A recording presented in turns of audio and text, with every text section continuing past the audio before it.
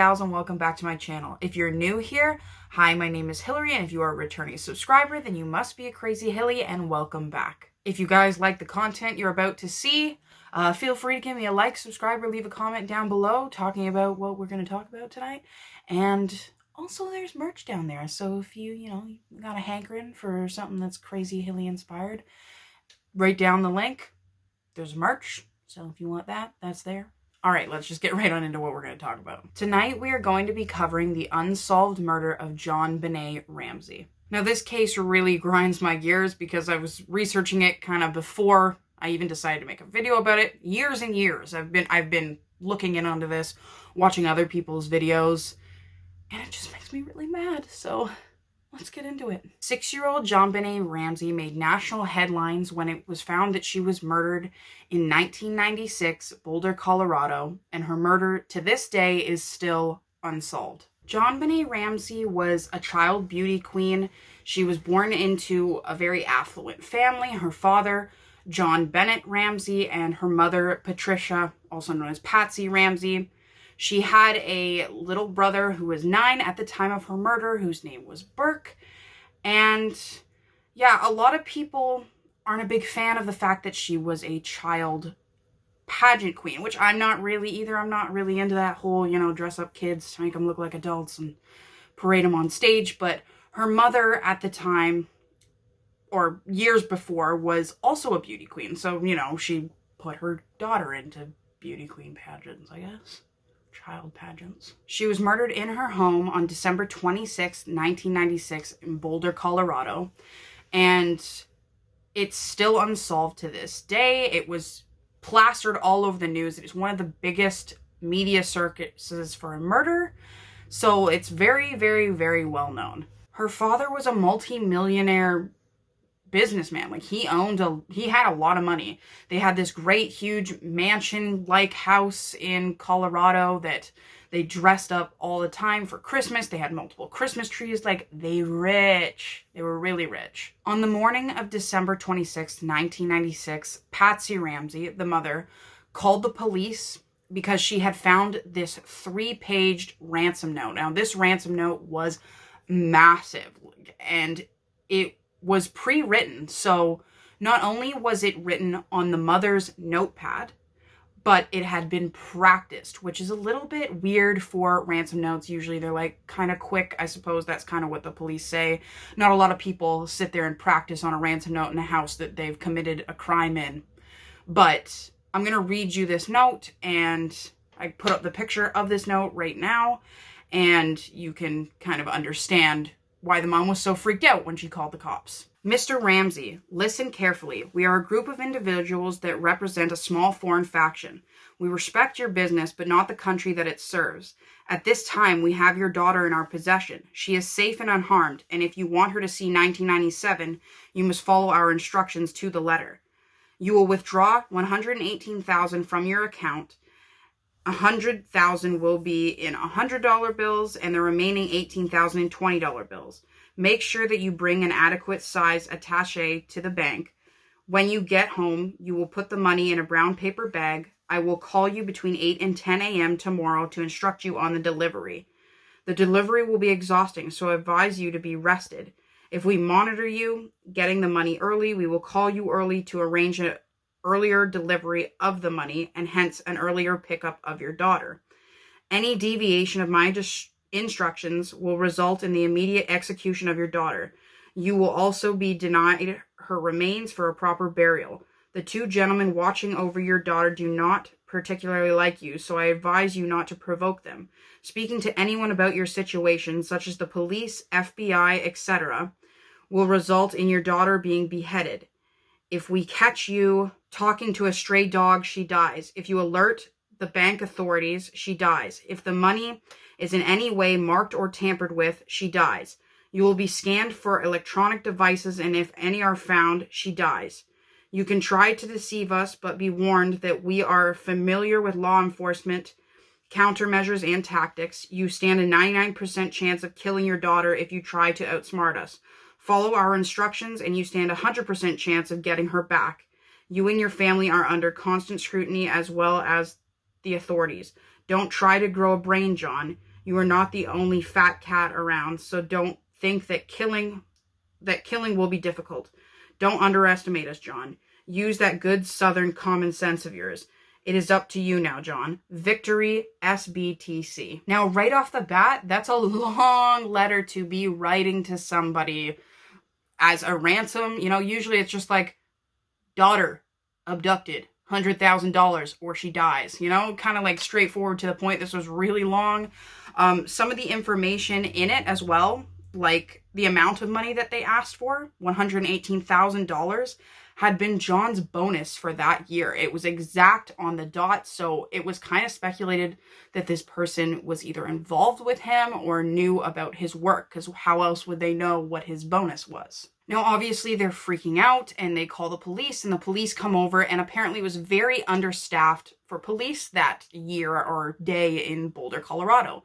Because when the cops showed up, there was only a couple detectives there. There wasn't very many people, and when they got all the information about JonBenet, it was kind of, you know, they dropped the ball a lot. You're supposed to make sure that the area, you know, people aren't going to go around looking.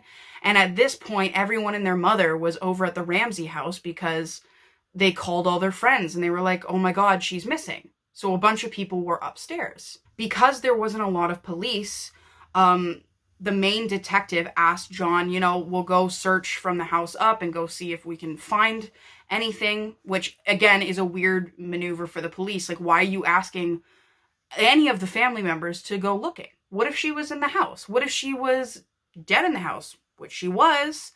You're gonna tamper with the evidence that way. But of course the cop was just like, yeah, you go ahead, go on, go look for anything, kind of. Right? So JonBenet's father, went down into the basement and he found his daughter.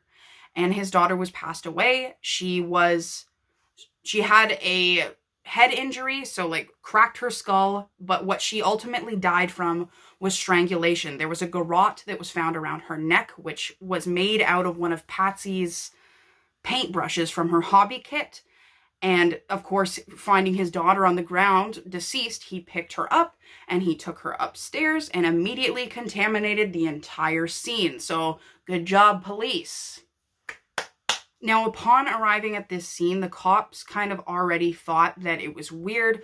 They were like, why was this practiced? Why was this note written down like a bunch of times? Why was the garrote made out of Patsy's paintbrush? As well as the writing, I know that Patsy wasn't eliminated by a handwriting expert, which I don't know. How can you be an expert in handwriting? Doesn't make sense. I don't want to say your job is useless, but like, how did you get a degree in handwriting? So the cops were questioning a lot, basically, that they thought that the parents had done it. I think the main detective who was on the case said that she thought it was very weird that when 8 o'clock to 10 o'clock, as it was written in the note that they were going to call, no one said anything about the call happening, and they kind of thought maybe it's because they already knew what was happening. And the main detective was also saying, you know, she made sure she had her gun on her and everything because she felt very uncomfortable in that situation. But I don't know. I don't know if that's just her saying that or if she's trying to turn it off because she did really, really bad police work and she kind of wants to make it seem like, oh, it's the parents. I kind of find once they get something in their head, then they think, yeah, it's that person that did it. But I'm not 100% convinced that it was John or Patsy that hurt JonBenet. Now, there was a window that was found broken on their property. And as well, a lot of people say that there was snow covering, so there was no footprints leading in. But I've seen pictures of the house on the day that all this happened, the crime scene photos, and the snow was so spotty. And if you look down at the ground, the cops are even standing on the sidewalk and there's no snow on the sidewalk.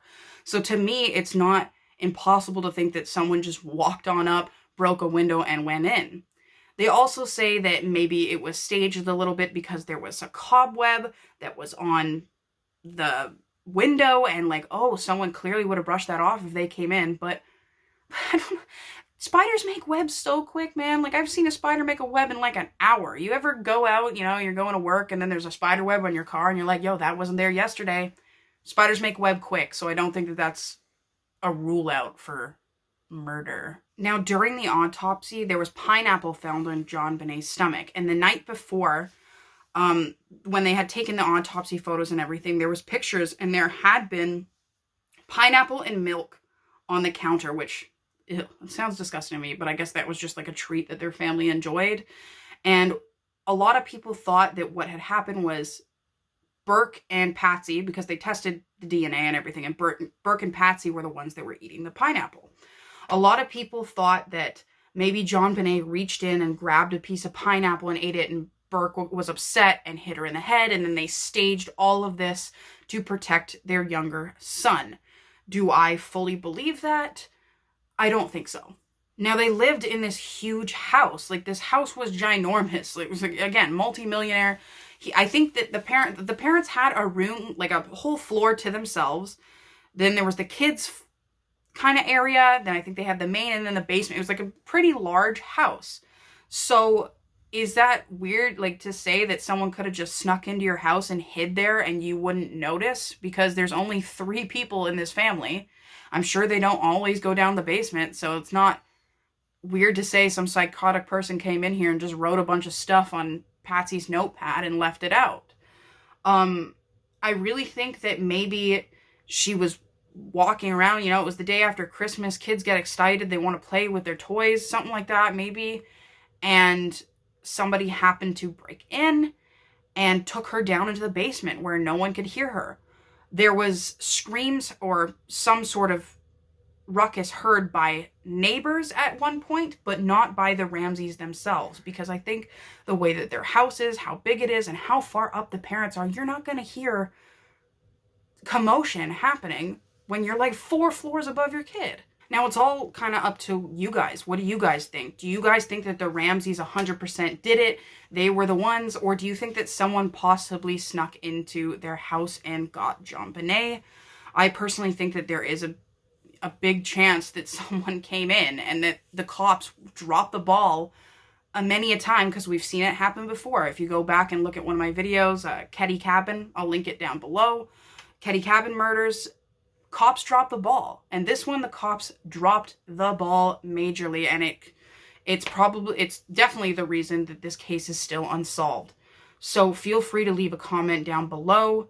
Let me know what you guys think, and feel free to like and subscribe. If not, I'll see you next week, and bye, guys.